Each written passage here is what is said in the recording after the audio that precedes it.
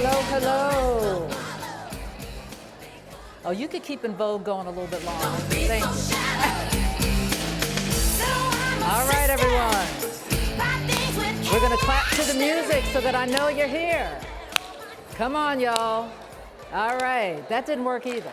All right. We have some over here. All right. Thank you all for playing along. Okay. Let's come back together, please. I know it's hard to, thank you, Tiffany.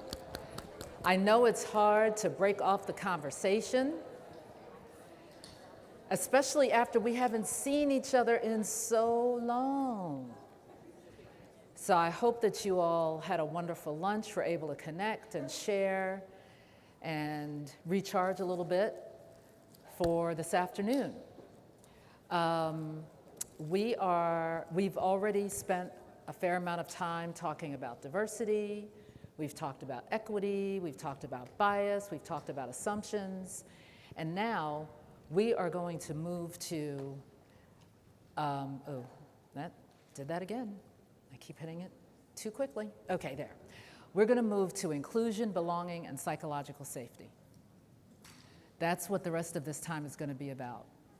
And so I'm going to present some content, but this afternoon, a lot of the time is going to be spent with you doing work and you kind of talking to each other. Because if there's anything that's more deadly is a speaker in the afternoon. Y'all know what I mean. You've had lunch, you've been out, maybe you've been out in the heat, or whatever, and you're like, ooh, if I could just take a nap. Well, no, you cannot. No, you cannot, because you're going to be hard at work. So I want to start out the section on inclusion by talking about the opposite, exclusion. And what I'm going to ask you to do, and this is going back into some of that reflection time that we talked about earlier this morning, is to think about a time when you felt excluded, maybe somebody close to you felt excluded. I remember my oldest daughter, when she was like 13 years old, was excluded from something, and just how devastated I was on top of whatever was going on with her. And as you're thinking about that, there is research that shows that the impact of inclusion, it is analogous with physical pain. So in other words, the neurons, the receptors in your brain, the ones that light up when you feel excluded, are the same ones that light up when you're in physical pain. So there's real, this isn't just, oh, people won't like me stuff. There's real impact for people being excluded. So just want to take a second to think about that. And then we're going to do the word cloud again. So be ready for that. But just think about a time. What did that feel like? And here are some examples. Did you feel sad, angry, isolated, depressed, unworthy, or was there something else? Alone, sad, hopeless, unworthy, small, defective,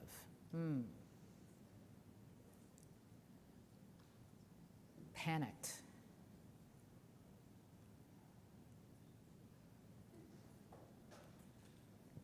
someone put sad for them, apparently witnessed exclusion and felt really sad for someone else.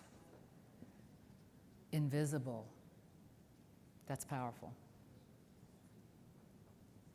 Loser. So as you look at these words, do we want anybody to feel like this?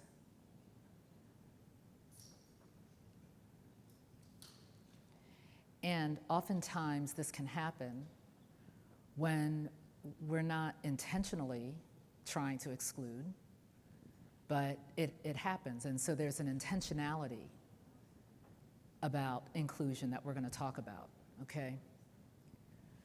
few more coming in. Isolated, abnormal, not good enough.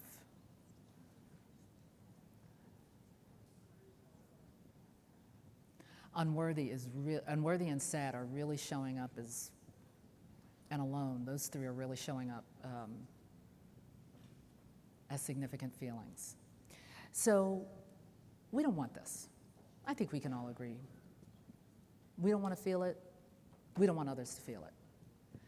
So we're going to talk about inclusion, and we're going to talk about ways to avoid this. And so as a matter of framing it, there is a video that we're going to share that kind of gives, kind of open up when we talk about inclusion, what it means and what the impact of inclusion can be. And so if you all can roll the video, please.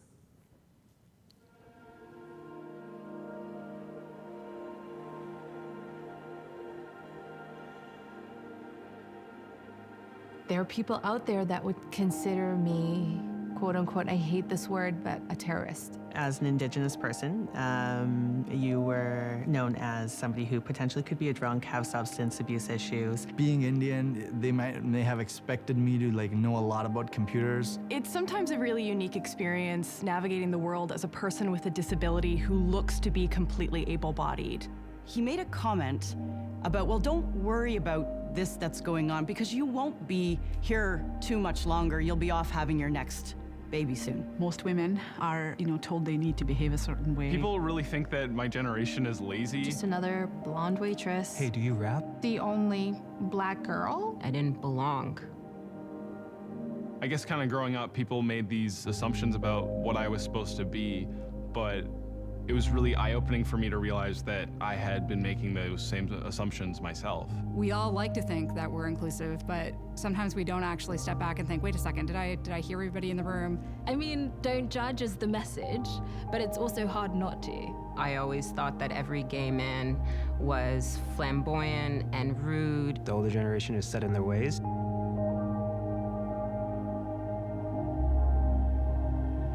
Initially, I thought there was something weird about a girl who would want to be a camera operator because of the word cameraman, and we still have to work past these things and stuff. I went into the school on my first day, and there's these little girls, and they're wearing hijabs, and I was really intimidated by that. Have your initial judgments, but also be willing to learn. My definition of inclusion is a world and a society in which constructed barriers have been torn down. Inclusion for me is setting up an environment where everybody is comfortable. Open to accept other people's opinions. All individuals, regardless of their diversity, feel welcomed, feel respected. It means that they don't have to try to be what others expect them to be. Change is possible, but it takes the right person to make a change happen. I had a shop floor supervisor who stood up for me and sent out a company-wide email saying that Robin has every legal right to use the women's change rooms. It's funny because you do find allies in some of the strangest places. One thing we can do to support inclusion is to talk about it. You have to demonstrate that you're committed to this. Get to know people around you. Do something different. Learn something different. Learn about a culture. Different races, different religions, different belief systems, and see what there's good in all those things. Be an active listener. That's one of the things I practice with other immigrants as well. Open up your mind and take your time and get to know someone. Instead of putting them in this box, just showing that interest, it's gonna surprise you. Ask me a stupid question. I don't care if it's a stupid question, just ask me. I'm an open book and willing to answer them. I don't see it as a negative thing. I see it as a teachable moment. Just ask me how to pronounce my name. It's simple. You decide that other people's feelings and experiences matter. We need to have more uncomfortable conversations so that we can drive more inclusion.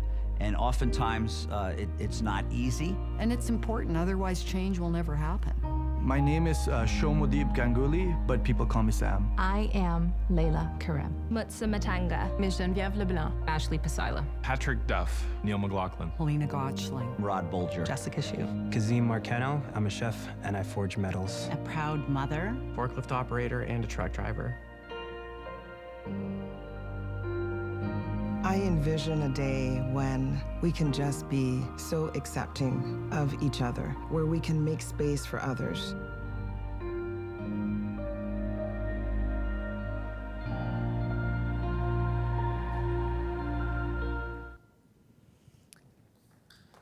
Thank you. The thing that I love about that video is it talks about the biases first, up from there's pretty much everything. And then what are the things to do to really drive, to move past that and to drive towards inclusion. So I am going to, I want to share with you a definition of inclusion. And it's at the bottom of that slide. It means creating an environment that engages everyone, leverages the differences, and encourages them to deliver their best work. So, you know, diversity is kind of everybody showing up, right? Everybody's at the table, so to speak. Inclusion is really about how do you use those differences and how do you make sure those voices are heard. And I don't know about you, but anytime, not anytime, but in some cases, when I've gone into an organization, very clear example, I went into an organization as the head of diversity and inclusion, right? So I'm paid to be different, okay? That's how I look at it. That's my job, is to be different and to bring that difference to bear. And so, you know, during the interview process, it was like, well, you know, we need different perspectives, we need this, we need that, and we really need you to bring them. And so I thought, great. And so I go in and, you know, I'm in my first meeting, and I'm in the first meeting of the Hispanic marketing group, which, by the way, had no Hispanics in the Hispanic marketing group. I found that fascinating. I'm like, did all the Hispanics stay home today? Because I would have thought there would have been at least one. And so I suggested something, or I asked something, I can't remember what it was, and the first thing that was said was, well, you know, we don't do that. We don't do that here. I know. That's why there's no Hispanics on the Hispanic marketing team. So, when a system is being challenged, that system does not give up easily. And so, if you've got diversity at the table, but the voices are not valued, recognized, acknowledged, you're missing, like we know diversity leads to better results, and diversity can also make it all fall apart if we're not doing the work of inclusion. So the two really do go hand in hand. They're not the same, but they are definitely, it's definitely necessary for both to be present. So what I'm going to do is I'm going to ask you to think about inclusion with regards to this industry, okay? We're going to think about it and with regards to this industry, this commercial real estate industry. And I'm going to ask you to have a small group discussion and to answer these questions. Why should we even care about diversity and inclusion within the commercial real estate industry? And what do you think are the challenges to having a more inclusive environment? And I'm sure many of you have experienced some challenges. So if you feel comfortable, bring that into the conversation. So we're going to give you about 15 minutes to have that conversation among yourselves. And then we're going to have an opportunity after that to hear in the large group and also to hear from the people in the room and also to hear from those who are participating virtually. So please, you can start talking with each other. Why should we care? What are the challenges? And there may be other things that come up in your conversation that you want to share. That's fine too. So we'll give you about 15 minutes to do that. So we want to open it back up the way we did earlier, give people an opportunity to come to the mic, or for those of you who are joining us virtually, to let folks know that you want to contribute. What did you talk about? What came up for you as you were either answering these questions or maybe something else that you think would be important to share? So who wants to go first? This is when everybody should be like rushing the mics. This is, okay, there we go. All right, there we go. She's rushing the mic. That was me rushing in slow motion. That was good. Elena Cutshall, president of Crew Austin, and I'm a business developer with STG Design. In our office, I'm a member of our EDI group. So we've been having these conversations weekly. And the reason we think diversity is important is because we want to look like our clients. We can relate better, and we can provide better design options and solutions when we can relate. Great. Thank you. Thank you so much. All right. Yes. Hi, Adrienne Bain, Crew Charlotte, Crew St. Louis. When we were talking about why we should care about diversity, I also included equity and inclusion. Personally, I think of it as a solution and not a problem. And so you name the problem, whether it's profitability, whether it's company morale, that diversity, equity, inclusion is a solution to that problem. That's why we should care. Excellent. And I appreciate both of you really saying, you know, kind of the positives. Like, this can be good. It can help us look like our customers, our clients. It can help bring solutions. And I would imagine after the year that we've had, that there's probably some solutions, different solutions that might be needed in the commercial real estate industry, right? I mean, who knows what going back to work is going to look like. And so things that maybe you've not thought about now have to be on the table. And how do you make space for that? What else? We only had 2. I mean, y'all talked for like 15 minutes. What would it be? Did y'all talk about the questions, or did we talk about other things? And if you did, I want to hear that too.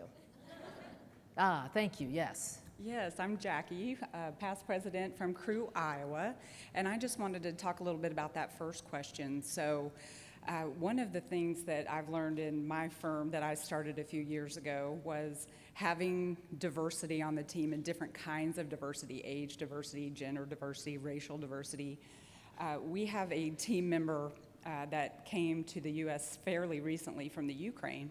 And we were brainstorming as a team, and she just kind of stopped everybody and said, wait a minute, why in the world do you Americans think this way? And she was bold, and she stood up and said, why don't you think about it this way? Or when I lived in Kiev, this is the way we did it. And it turned things on its head, and we came up with some innovative solutions that really changed the strategy of the company. And this is not my story, but this wonderful woman at the table had this great story that I wanted to share as well. If I can hijack, I think it's important. I would guess that she went to college in the last 10 to 15 years. Her College of Engineering didn't have a women's restroom initially when she was there. So that just, shows this span of time. It's unbelievable.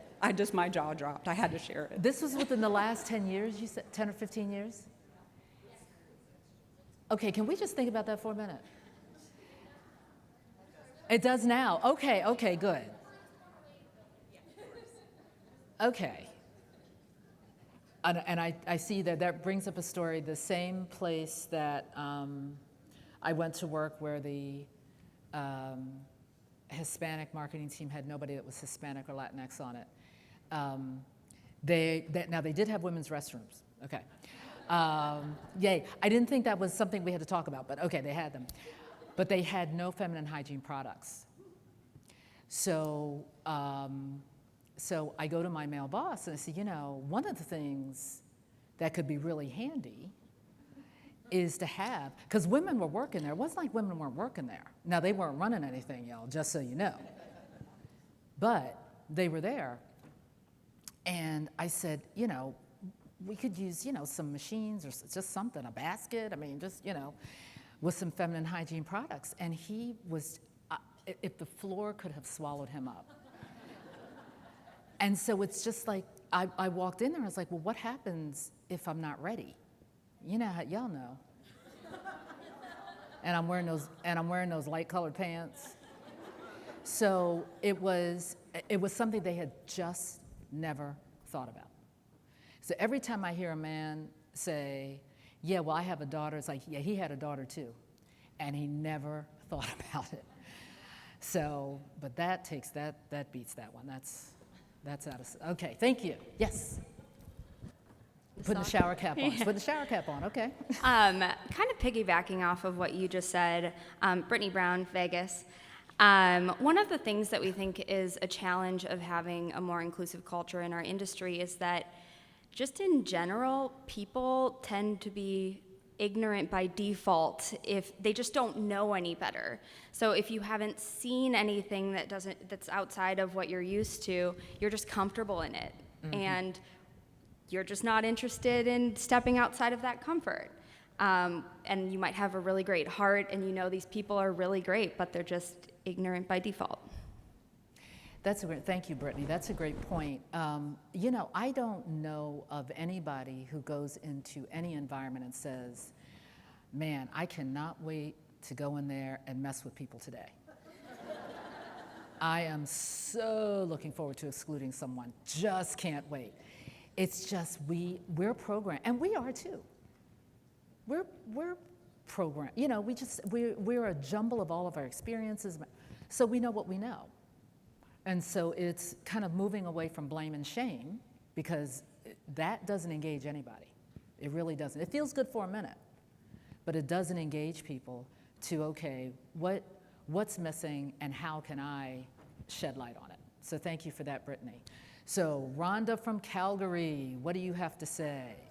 Hi, everybody. I'm Rhonda I'm sorry? Holland. I'm Rhonda Holland from Crew, Calgary. Yes. Okay. Actually, you know, I think it comes to be as simple as if anybody that has made it to that leadership level, and if you have diversity and inclusion and you don't care, everything along the way is going to be lost. That next person in line will not see the accomplishments that we've all done, and they're going to have to start from scratch again. And that would be the absolute worst thing ever. Yeah, that's a great point. And it's really hard to make people care. However, one of the things that I used was what's the love language of the leader? Is it financial bottom line? Is it retention? Is it, you know, I don't want you saying bad things about me on social media, which is for real. So there's different ways to get to it. And it may not line up with why you care about it, but start with wherever you start. And happy birthday, Rhonda. Say happy birthday to Rhonda. Thank you, guys. 53 is awesome. And don't blame me. Wendy put you right on out there. I did not honor confidentiality on that, Wendy. So we have another comment. Ashley? Can you guys hear me? Yes. Where are you calling Ashley in in from? Vancouver. So part of the Canadian contingent that we're still pretty locked into our country, but hopefully September we'll get to see everyone. You know, really enjoyed the conversation today, and something that, you know, when I think about diversity and why it's important is for many of the reasons obviously that have been talked about, but the reality is we can't be what we can't see. And without diversity, without starting to move the dial towards diversity, there's going to be a lot of people that just won't connect in, don't feel that allyship, won't even think of you know, whether it be a career in commercial real estate or being a female fire person or whatever that may be. So I know in Crew Vancouver, we've really struggled to find applicants to create diversity in commercial real estate. And so we've made a really strategic effort to go right into the high schools. We have to start educating in a broad spectrum of high schools across our region to ensure that people feel supported and that we create the diversity so that people can start to be who they see, and we start to see you know, that dial move. Yeah, thank you for that, Ashley. You know, building the relationships, whether it's in colleges and universities or high schools, as Ashley was talking about, is a really great way to get, especially younger girls, to see, like, yeah, there is somebody like me. And there may be a space for me. It may be a space for me in something I've never even thought about or considered before. And so that is a really great point. I think the other thing, and I'm gonna just share this dirty little secret, is that there are times when we can be the barrier. There is a syndrome, and it is so unflattering, called the queen bee syndrome. Anybody familiar with the queen bee syndrome? There's only room for one, and I'm it. And I had to go through XYZ to get here, and I'm gonna make sure you go through XYZ to get here. The other part of it could be, please don't make a mistake. Please don't make a mistake. Please, because you'll make us all look bad. Please don't make a mistake. And mistakes are gonna happen.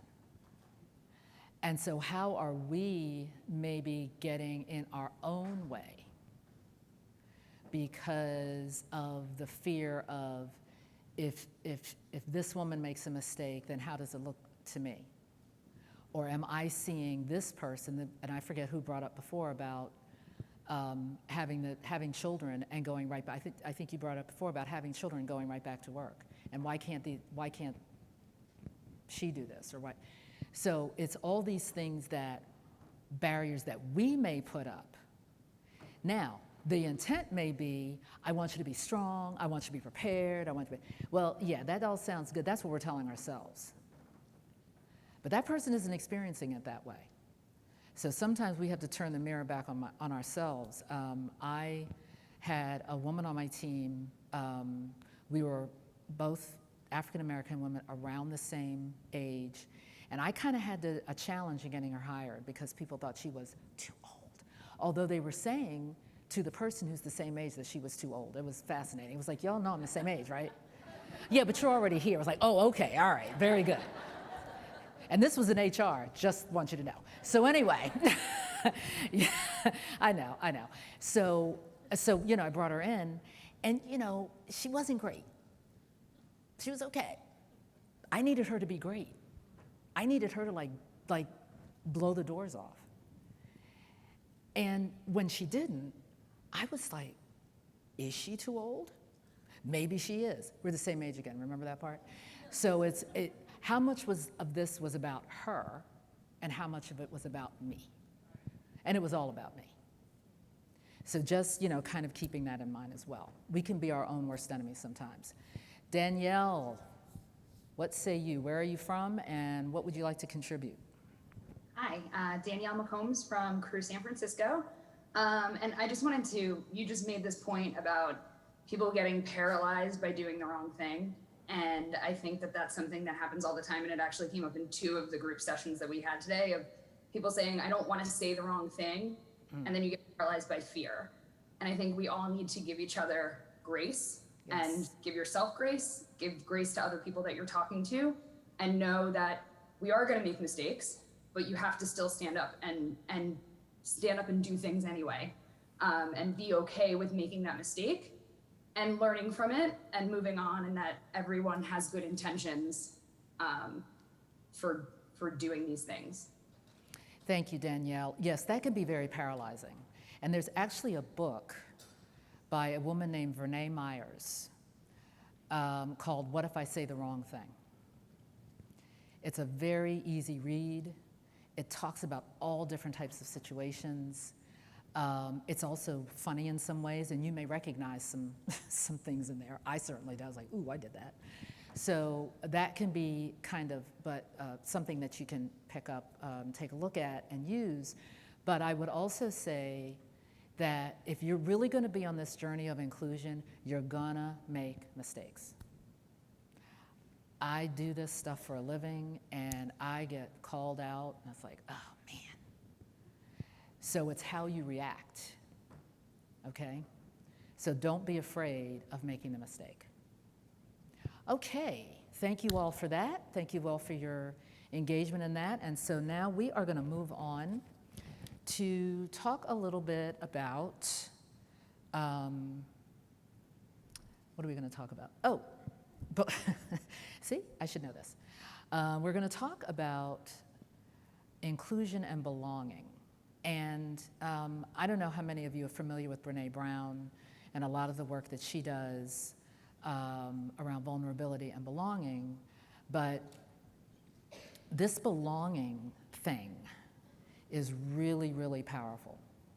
And it goes back to what I was saying before about exclusion and about the impact of exclusion and how it can cause physical pain. Being a part of something and mattering to others. What does it mean to matter? And what does it mean when you don't matter? So that word is really a powerful word.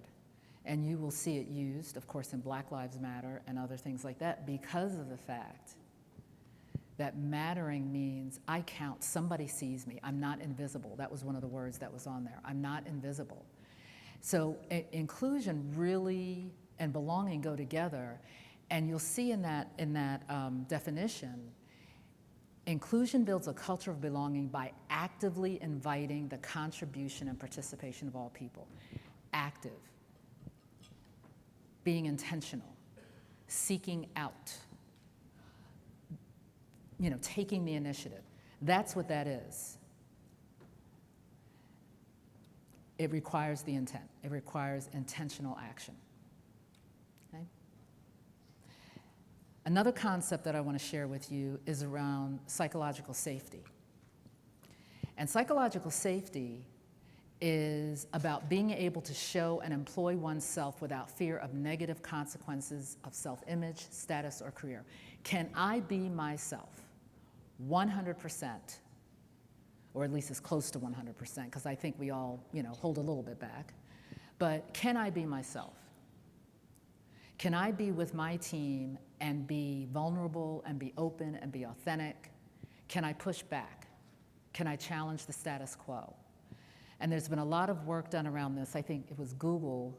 There's an article either in the New Yorker or the New York Times, I get them confused, but that talks about the work that they've done around creating psychological safety. And what they found is that high-performing teams are not always made up of the smartest people, but they are operating in a culture of psychological safety. And so I can make a mistake. I can take that chance and make a mistake, and I know my team has my back and I have their back.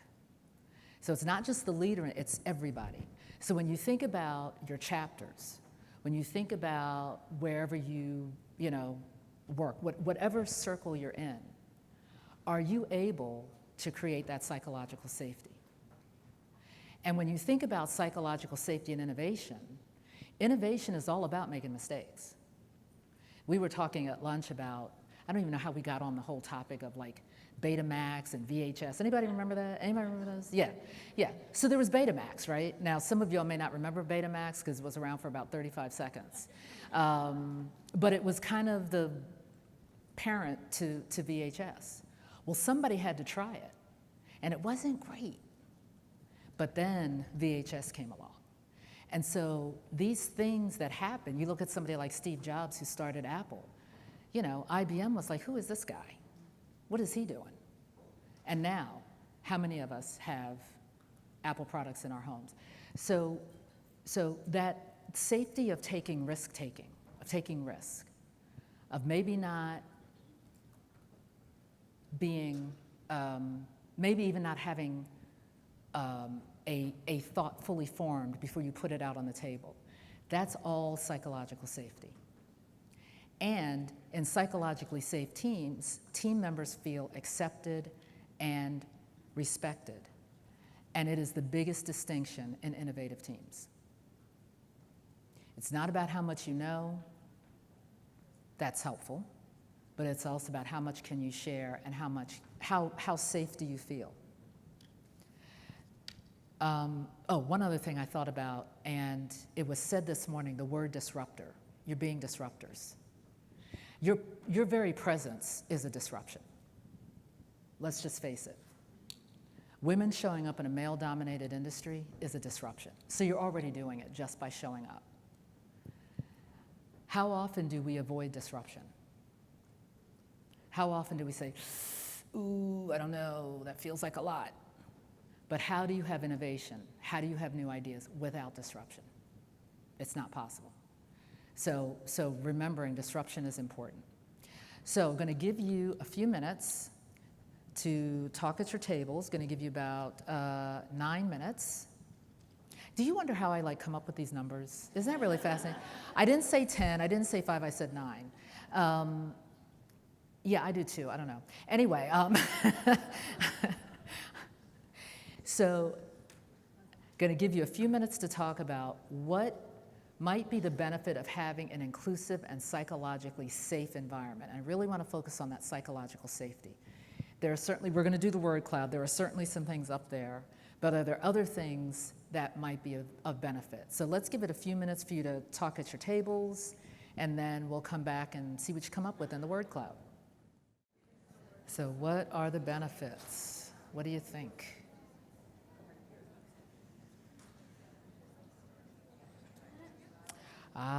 Creativity, yes. Confidence, trust. Contagious safety, that's interesting. Authenticity, happiness. Lower turnover, yep.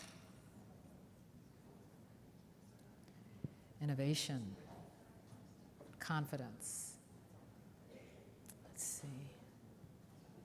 Safety, diversity of thought. Creativity and innovation definitely coming up as the top 2. And happiness, and isn't happiness a good thing? It can also be a lot of fun. Acceptance. Strong retention, work longevity, happy employees, better design, absolutely. Enthusiasm. Camaraderie. Morale. Better mental health. Oof, amen to that. Ownership. Yeah, absolutely. When I feel like I am all in, then I'm going to own it. Thank you all. Oh, there's more. Okay. Collaboration. I thought that was it. I saw a pause. Collaboration. Freedom. Creative problem solving. Growth. Enhanced culture, courageously authentic. Ooh, I'm taking that one. Hey, I learned from you all too. Engaged, happiness, more innovation, contagious. All of that. How different are those words from the words that came up in the exclusion one? It's like the exact opposite. Who wouldn't want to be there as opposed to sad, depressed, undervalued? I mean, so, and I know you all work a lot of hours. I know you put a lot of effort into it. And so if you got to be there, isn't it better to be there in this type of environment? So recognizing the importance of psychological safety and inclusion.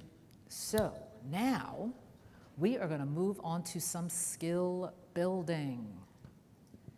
I know you all thought, man, are we ever going to get to how we can learn how to do all these things that she's been talking about? Yes, you can. So what I want to share with you is a model. Again, this is in your handout. Excuse me. A model that was actually developed by a Deloitte consulting firm. They've done a ton of work around inclusion. In fact, they have a whole inclusion center and a location outside of Dallas, Texas. I went there one time. It was amazing. It was great. I didn't want to leave. I kept thinking if I kept switching rooms, they would notice that I was still there.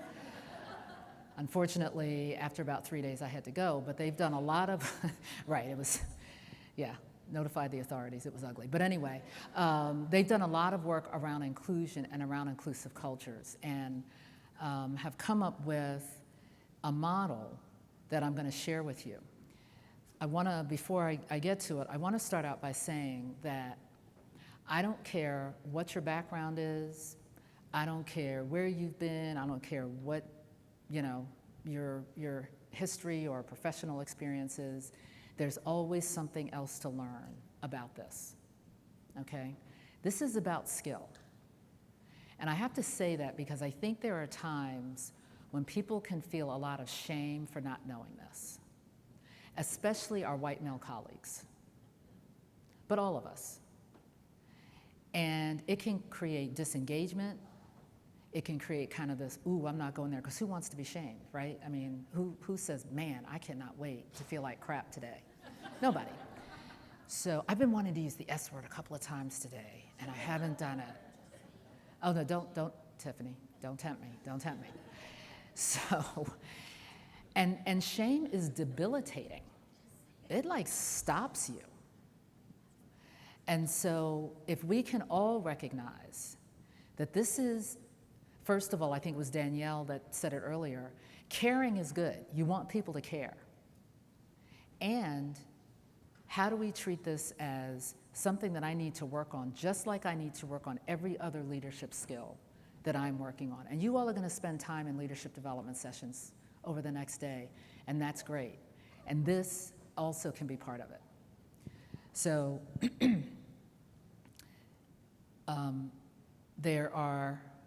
this is an article, you can find it on the internet.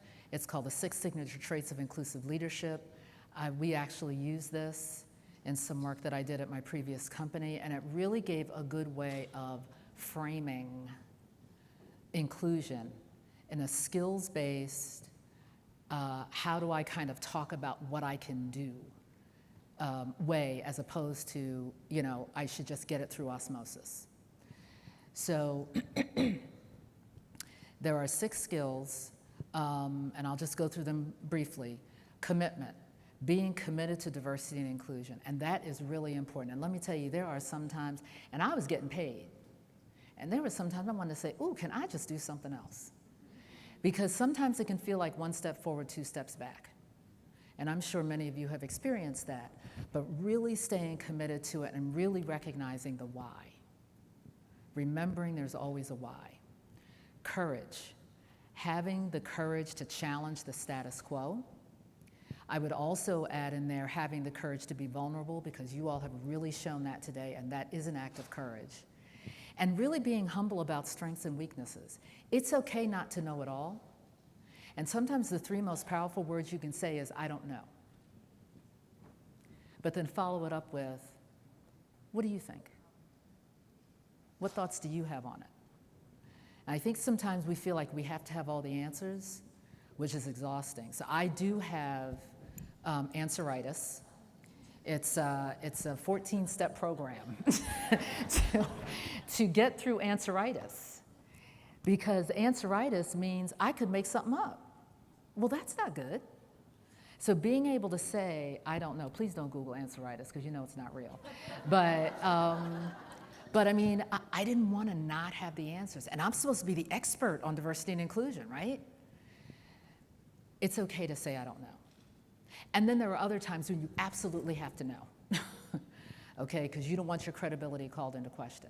So knowing the difference. But there are times when having the courage to say, you know what, I don't always understand this, but I'm willing to learn, okay? Cognizance of bias, we've talked about this. We talked about this earlier today. Just being aware we all have blind spots, personally, organizationally. We all have them. And again, it's not about shame and blame. It's about, okay, first of all, how do I recognize it? And second of all, can I connect with people who may have the courage to say to me, ooh, Janese, you missed that. Can I make space for that? So I don't know if you all have heard the term microaggressions. Have you heard the term? Okay. So I was in this session, we were kind of piloting this microaggressions course. And so I was there with somebody on my team. Her name is Kathy. I'll never forget Kathy. She changed my life. And she was working for me at the time. So there's that whole positional power thing. So we go and we are, going, we're listening to this. It's really great. And, do we bring this into the organization? And I said the thing that leaders are supposed to say. I said, Kathy, if you ever see me do something like that, please, I encourage you to let me know. So she said, well, that's good. So can I give you some feedback? I was like, well, wait a minute. We didn't have to think about it. I mean, can we, and of course I said, yes. What I really want to say was, no, I didn't mean that.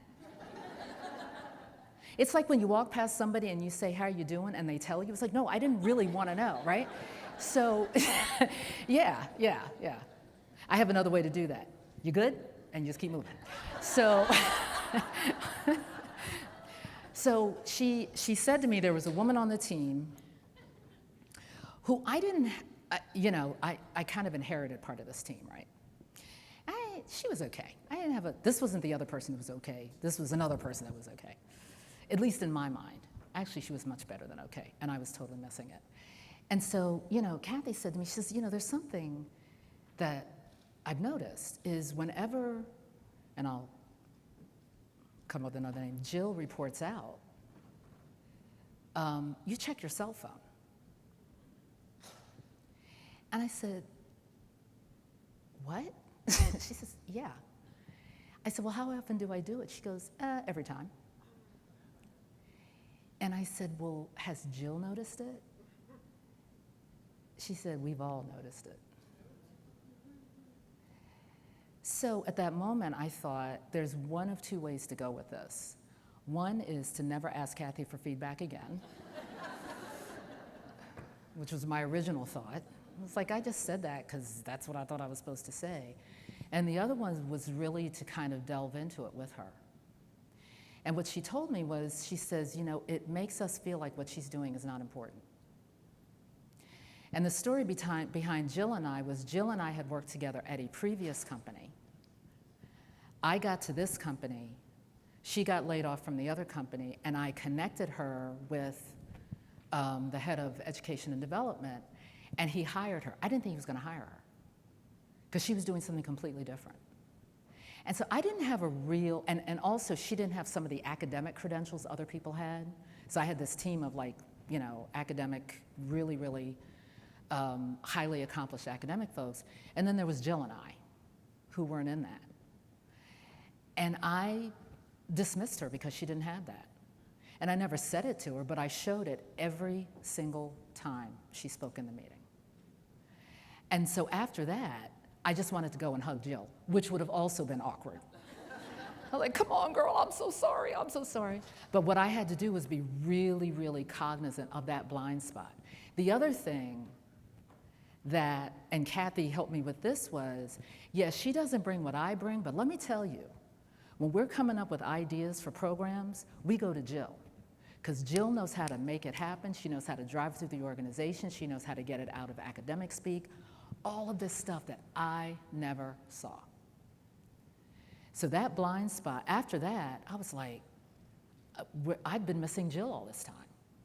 So being aware of your own blind spots can really, really open up. It can just open up things that you've never seen before. Curiosity, having an open mindset, asking questions. And before you ask the question, say, what's your intent in even asking the question? Here's what I'm trying to get at. Are you comfortable with discussing this with me?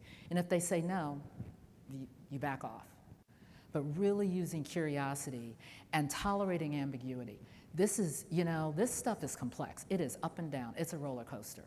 And so really being able to manage that. Being culturally intelligent. There was something said in the video about learning a different culture, exposing yourself to different things in media. Going someplace you've never gone before. There's all kinds of ways to learn. And then finally, collaboration. How do you empower others in your circle? How do you collaborate? How do you share ideas? How do you listen and give people a chance to really express their ideas? So these are 6 skills that can really, bless you, that can really serve you well as you seek to build your inclusive leadership skills.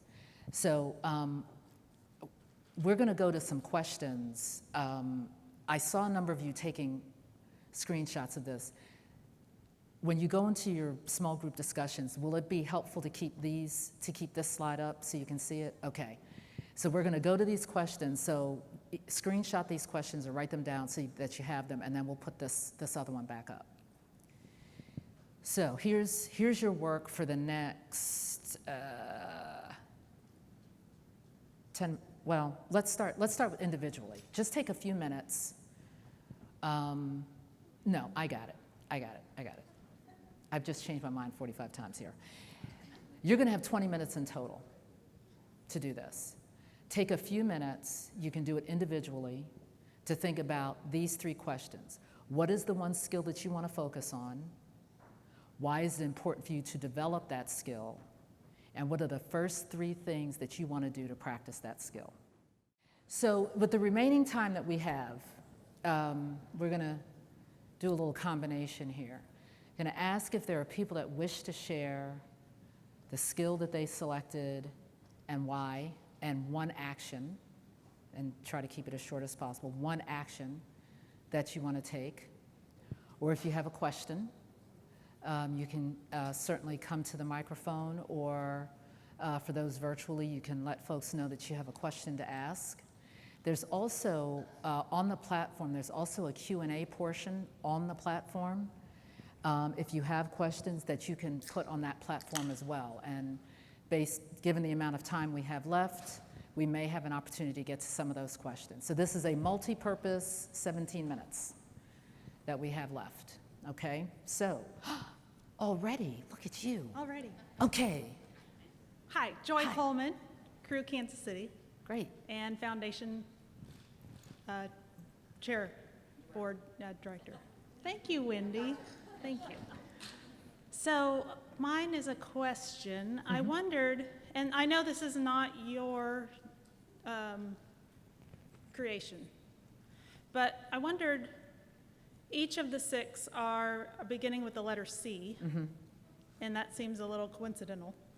A little coincidental. I don't think it was, but anyway, go ahead. And I wondered where trust and responsibility lives. So if you go in your handout, there is a little bit more detail around some of these. And so I believe that the trust is either in the courage, I'd have to look, it's in one of those. And the responsibility is in the commitment. Because one of the points, I think, and don't hold me to this because I don't have it completely memorized, is about having the responsibility to bring about change, you know, to challenge the status quo.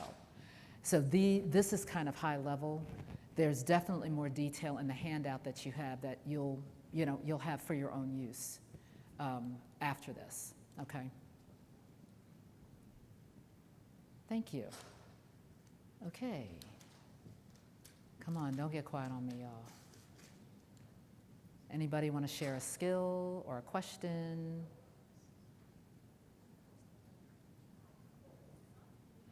No, is the mic on? I can't see. Oh, there it is. Hello. All right, my name is Rosalyn Bazell, and I'm from Crew Houston. And so I'm going to steal some of the information that I got at the discussion, but I'm going to incorporate it into something that, you know, we've experienced as a chapter. So we've started a DEI advocacy group, right? So I'm leading this charge. Our first meeting went generally well, and then we got a couple of more people that had joined that hadn't necessarily been on the next meeting.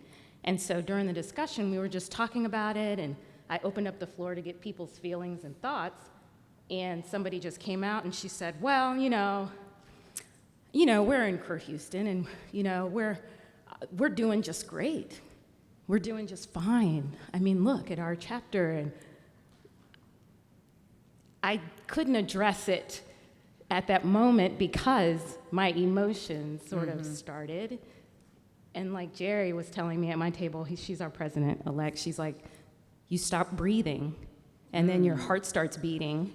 And so I had to take a moment. So I'm working on collaboration because I'm trying to maneuver the thought process and working through how to educate and be teachable without being defensive. And again, trying to learn other people's experiences and teach them in a way that they will understand. So that's why collaboration was the one for me. Excellent. Thank you for sharing that. And another one that you may use as part of that is curiosity. Because it could have been like, really? In what way? what is it that you see that says we're all good? Because I have a little bit of a different view. And it can get emotional and challenging to kind of manage yourself a little bit and not say something like, what? You know, because that's, you know. And when you're doing this work, there are gonna be times, there's gonna be times where it's like, I can't even believe those words just left your mouth. So you just kind of pull it together and say, you know, and take that deep breath. So that was very good. Before I come to you, there is a question that came up. What if the skill on which you want to focus is not on the list? Is that okay? No. Of course it is. This is not, so here's the other thing. There are like a whole bunch of lists out there, okay? There are all kinds of inclusive. Catalyst, which is an organization that really focuses a lot on the development of women, they have a list. Other organizations, you know, there are all kinds of lists out there. Really, it's about what's going to be important for you and how are you going to get there? And recognizing you can only work on one or two things at a time, right? You can't work on everything. So if it's not on that list, but it's moving you, being able to answer the question of why is this important will really be the thing that I think will help you to decide that. So thanks for that question. And I know we have, well, I'm going to come to you. We have another question from somebody virtually, but I want to make sure we hear your question or comment. Sure. So Larissa Forrester, Crew Los Angeles president this year. And I was requested from my table to share this story. Yes. I have an issue with cognitive bias. And I am decently type A. I have my groups, we work together, and we have the same end goal, we do it, and in my mind, we're gonna do it this way. And that's how it's gonna happen. Mm-hmm. And I had a really good friend, and he, really intelligent, we got along great, didn't always agree on how things should happen, and we were working through something at one point, and he stopped me and he was like, Larissa, what foot do you get out of the shower with? And I was like, what are you talking about? And then he was like, no, I want you to answer me. What foot do you get out of the shower with? And I was like, well, I think my left. And he was like, okay, I get out of my shower with my right. Am I wrong? I think about that at least once a week.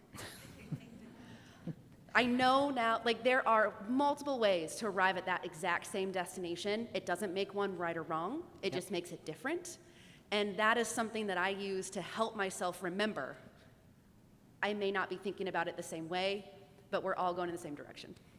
And thank you for sharing that. Were you going to say something else? Okay, no, you were, okay. Thank you for sharing that. And there were a couple of things in there which that really resonated, but one of the things is, if you can be clear on the outcome, does it make a difference how you get there? So I want my husband to help me with the laundry, right? So he folds the towels differently. See, y'all know what I'm talking about. He folds the towels differently, right? So the first couple of times, I love how we can share on all these things. This is really, towels just resonate. So the first couple of times, like, what do you think I did? You know I refolded them. Just in case a tour group came through and wanted to see my linen closet. It really could happen. And I'm fussing the whole time, like, I just can't, it's just like this and like this and like this. What is the problem? What is like this and like this?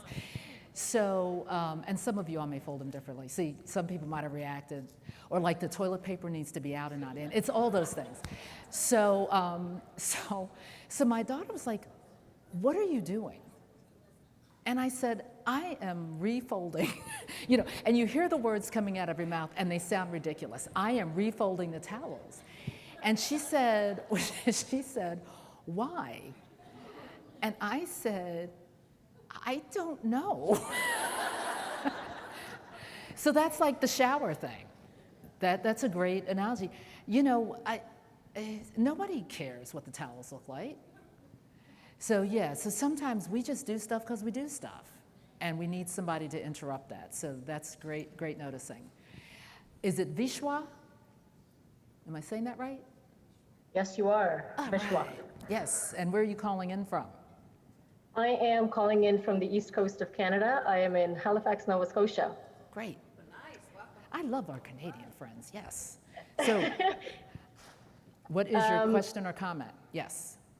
My comment, so I had a comment, not a question, and it was on, what one skill you'd want to focus on. Now, in our group, we chose a skill and then we kind of added a little tack on to that. So we said, one of the skills that would be very important is cognizance of bias, because if you don't, even if you have the knowledge, if you are curious, but if you're somebody who knows, you shouldn't step into a puddle of water, but then you see a puddle of water and you step into it anyway, you had the knowledge, but you didn't act on it. So if you don't recognize that you have a bias, even if you have all the knowledge about that, you won't act on it. And so that's, having cognizance is important. And then the second thing that we said was, it's not a checklist. Right. You don't check them off one time, and then you're not there. You haven't, it's not something that you just achieve. You kind of have to keep refreshing it. It's a muscle. Like, you have to keep, even if you became all aware one time, you might become again, there might be things that come up that you now don't know. So you have to refresh it again. Like, it's not a one-time done kind of thing. Thank you for that, and that is very true. And I can tell you in my own experience, as long as I've been doing this work, there's always something where I know I need to grow. For me, it's gender identity, I'll be honest with you.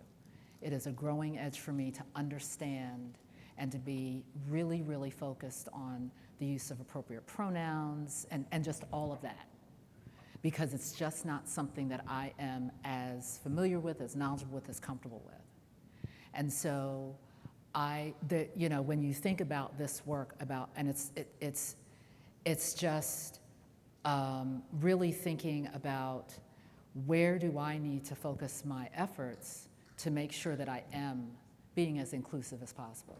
I'm very comfortable with race. I can do that all day long. But it's not always all about race, right? So really just being aware of that and knowing that it's a journey and we're all learning in different ways. So thank you for that. Question came up, have you done this training for a traditional organization with all male, white male leadership? Yes, I have. Not this exact, this is just for y'all. Special. The question is based on whether this worked or if there were other facets of this training that would be added to bring them to understanding the issue. So I have done work, in fact, I am a consultant with an organization called White Men as Full Diversity Partners. Catchy title, huh? And the mission is really to work with leadership teams, which most often, not all, in all cases, most often are made up of white men. And how do we engage them as full partners in the work? And so while it would not be exactly the same thing, there might be different facets to it. Understanding what inclusion is, understanding it's about skill development, understanding that we all have blind spots, understanding why it's important. Like, if you want to keep your organization running, you got to be able to bring in new talent. Understanding the financial bottom line, those things are all fairly consistent. There would be other things that I would do. There would be other things that I would do if there were more, if there were more men in the room. I would have done some things differently. So, but from a concept standpoint, there is consistency. So thanks for that question. Any other questions, comments before we wrap up? And Tiffany, you're coming back up, right? Okay. I'm supposed to know that. I'm not supposed to ask those questions out loud, but. So I'm just going to say this. I was petrified. Oh, wait a minute. We got another question. Suggestions on checking in on our skill building. If there's somebody who's at your table or somebody in your organization that can be an accountability partner, it's a great idea. It could be just as simple as a phone call or a Zoom call, every now and then. Questions are still coming in. And I'll answer this last one, and then I'll have to turn over to Tiffany. So yeah, please, if you can stay connected, you all are going to be spending more time together, over the next day or so. Exchange information, stay connected, and keep each other accountable, okay? How can you be courageous if you don't feel psychological safety in the workplace? Here's what I'll say. It would be great if all of this stuff worked for everybody at every time. You're going to need to make the decision based on your experience. But what I would say is if you can find an ally, if you can find someone that you can connect with, that you can start taking baby steps, then that can help in that endeavor. And I know other questions are coming in, but I'm going to need to exit. But before I do that, I just want to say that I was really thinking about how is this going to go today? How am I going to feel? And there was a little bit of nervousness. And you all welcomed me, you stayed engaged, you opened up, and you laughed at my jokes, thank goodness. Because when that happens, ugh. And I could not have asked for a better way to spend my day. So thank you all very much. Enjoy the rest of the conference.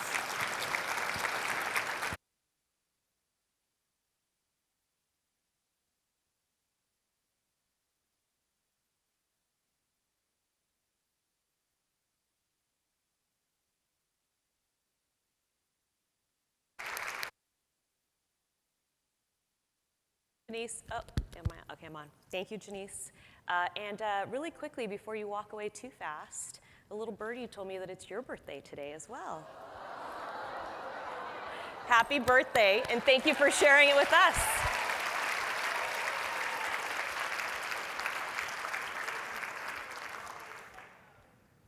I just want to thank you so much for such an insightful day.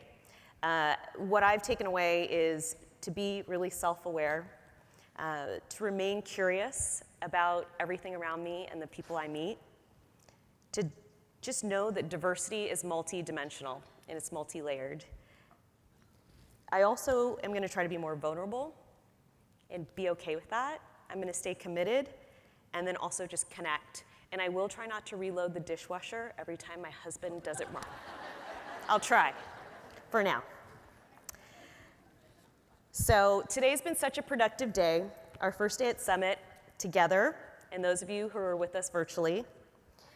We have so much more to do, not only today, but tomorrow. So we will be at 4:15 for those of you who are part of the leadership meetings. We will be meeting at 4:15. If you look on the back of your name tags, it does have your location. If you are a delegate or a president and you're attending a leadership meeting, it should be on the back of your name tag. For those of you who are not delegates or chapter presidents, Wendy will be hosting some time here for you to connect and link in. Also for those of you on the platform, she will also be here to connect with all of you and have some lively idea and information exchange. So if you have any questions about where you're supposed to be, just check with the staff outside when you go in. For those of you who are Zooming into the leadership meetings at 4:15, we will have you all set up in those rooms, and you should be ready to go. Following the leadership meetings, virtual attendees will meet via Zoom for a networking happy hour at 5:30. Be sure to grab a beverage and turn on your webcam. And all the in-person attendees will proceed to the foyer just outside the ballroom for networking reception at 5:30. The reception will conclude at 6:30 and dine-arounds to follow. If you are a delegate or chapter president, you will join your board liaison for dinner. If you are a non-delegate and a non-current chapter president, please sign up with the Cru St. Louis hospitality table for a local dine-around. Please let me know if you, or sorry, don't come tell me, but go out to the table out there if there's not any space limited, and hopefully those of you who aren't able to get on a dine around, you can join together and actually get out and enjoy the city. Please bring your masks. I was told to remind everybody, please bring your masks. Some of the restaurants still have restrictions and we just don't want there to be any issues. So you may or may not need them, but bring them just in case. And for those of you who are staying here at the Hyatt, the hotel has agreed to give all Leadership Summit attendees automatic late checkout tomorrow, so you can keep your bags in your room and you don't have to bring them down here to store them. So thank you to the Hyatt, we really appreciate that. Tomorrow morning, there's a net walk, net run that will be offered for all in-person attendees at 6:30 a.m. Please meet in the lobby at 6:25 a.m. Have fun. I will not be there that early with any of you. I'm sorry.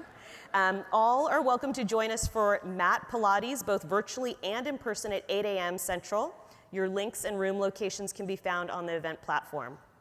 Breakfast will be in person here between 8:30 and 9:30 right before our professional development training, which will begin at 10.